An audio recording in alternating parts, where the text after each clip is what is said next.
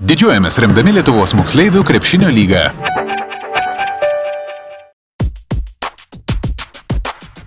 Ateities krepšinio žvaigždės šiandien.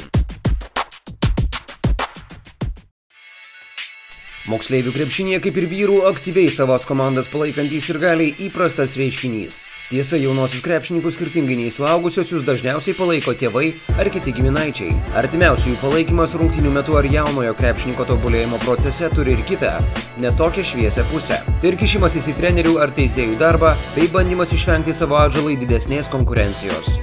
Apie tai kalbėjo Lietuvos krepšinio federacijos vyriausiasis jaunimo rinktinių treneris Rolandas Radvila. Aš turiu iš karto pasakyti, kad tėvai turi bene svarbiausią įtaką vaikų krepšininko ugdyme, vystymėse, sakyčiau, tobulėjime visam procese nuo pat atvedimo į mokyklą iki pat baigimo.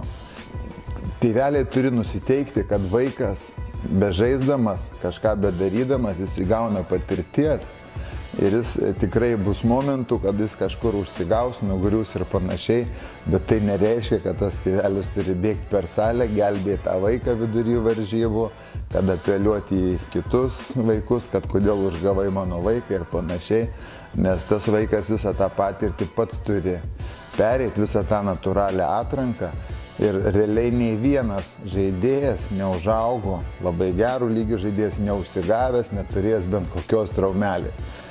Antras dalykas, kur turiu omeny, kad būtų labai gerai, kad tėveliai nedarytų trenerių darbo.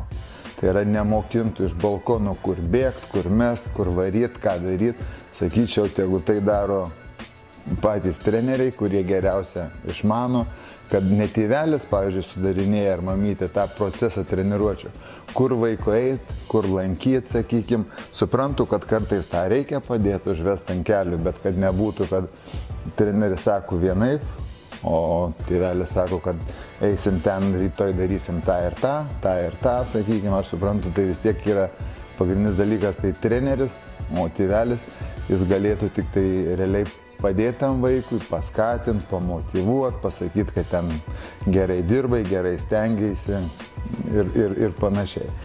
Dar vienas dalykas, kurį būtinai norėjau atkreipti dėmesį, tai yra natūrali atranka, kurią tėveliai stengiasi sumažinti savo vaikui. Tai yra, turim labai tokių pavyzdžių ir aš turiu asmeniškai, kaip vaikas per 2 metus pakeičia 5 krepšinio mokyklas arba 5 krepšinio klubus. Kad einu ten, pabūnu 2 mėnesius, čia per sunku, tada einu į kitą, ten irgi per sunku, taip ir taip. Ir jį taip tampu, kad atima jam tą tobulėjimo varikliuką, kaip aš sakau, konkurencijos varikliuką. Vaikas privalo pats savo įsikovoti vietą krepšinio aikštelėje. Nors iš kitos pusės irgi suprantu, kad yra ir visokių trenerių. Nėra visi idealūs treneriai ir būna tikrai variantų, kada ir treneriam yra kur patobulėti. Man paskutiniu metu tenka labai daug keliauti, daug visur stebėti, nes norėčiau žinoti praktiškai visus Lietuvos vaikus. Tai automatiškai, kiek tų vaikų matau, nemažiau matau ir tų tėvelių. Ir įdomumas yra tas, kad vaikai vienai pergyvena, o tėveliai dar daugiau.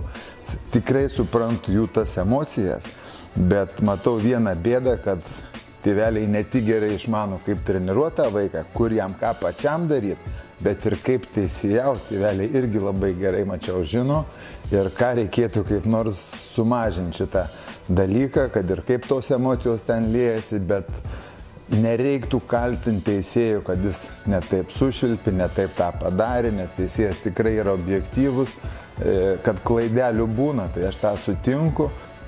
Paprastas pavyzdys, vaikas prameta 10 baudų, ten padaro 8 klaidas, iš po krepšių neįmeta 8 kartus ir tik užtenka teisėjui sušvilpti vieną kažkokį tai abejotiną momentą, kuris tėveliam netiko ir visa kaltė pralaimėjo, nes teisėjas blogai teisėjavo. Bet sakyčiau, tikrai nebūkim griežti tiem teisėjam ir net iki tokių lygių, kad puolam įžeidinėt, tikrai tas nepridės nei vaikui, nes automatiškai mes mokinam ir vaikus, tada taip išeina, kad nepatenkintas teisėjų sprendimu ir reikia kaip nors jį negražiai pavadinti, tai yra mokinam patys savo poelgių neigiamų emocijų ir vaikus. turėjom tokį kaip atsitikimą Druskininkuose, kad net monetas metė į teisėją, atrodo, kad teisėjas ten nupirktas, papirktas, kas tikrai netitinka realybės ir ten perdėtos emocijos. Dar vienas aspektas, kur tikrai reikėtų tėvelio įtakos ir jie kur labai svarbus yra, tai yra santykyje, kada vaikas pradeda žaisti ir kada atsiranda agentai. Va čia tėveliam labai reikia savo nuomonės ar pasitarti su kažkuo, tai keistokai, kad tėveliai užtenka gerai kažką pažadėti ir jie su viskuo sutinka ir jau mato vaiką profesionalą. Bet jam 15 metų, aš sakyčiau, tegu jis pabaigia mokyklą, tegu gauna išsilavinimą, diplomą, tegu pagalvoja apie aukštesnįjį, tegu tada krepšinis susieja, kad ir krepšinis būtų, ir kažkoks aukštojo mokslas. Paskui prašau, jūs visą laiką suspėsit. Kažkuris vaikas per anksti susižavėjo tuo profesionaliu krepšiniu, anksti ir užbaigė, mes jo ir nežinom. O tas, kuris vėliau viską darė palaipsniui, pabaigė mokyklą, pabaigė su diplomu, įstojo į aukštąją pabaigė. Jis dabar žinau, kad gyvenime neprapuls. Vat sakyčiau, šitam santykiui labai reikia tėvelių nuomonės, kad jie pasitartų, apgalvotų, apmąstytų, o ne pultų 15 ar 16 metų, bendrauti jau kaip su profesionalais, kaip jau kažkokią finansinę naudą gauti, kad jau su išvažiavimu jūs ieškot klubų tam vaikam, nes dar neaišku, kaip bus. Ateities krepšinio žvaigždės šiandien.